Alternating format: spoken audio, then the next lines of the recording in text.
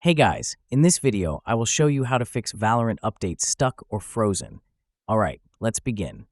If your Valorant update gets stuck at 45% or 90%, here's a simple fix. Start by clicking on the Start menu and typing MD. Right-click on Command Prompt and select Run as Administrator. In the Command Prompt window, type the command scdelete vgc, then press Enter. Next, scdelete VGK, and press Enter again. After executing both commands, restart your PC. Once your system restarts, open File Explorer and go to the C drive. Navigate to Program Files and look for the Riot Vanguard folder. Right-click on it and delete it completely. Now, launch Valorant.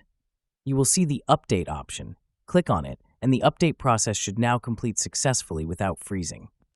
These steps work by removing corrupted Riot Vanguard components, which often cause issues during the update process. Restarting your PC and deleting these services ensures a clean reinstall, allowing the update to proceed without interruptions.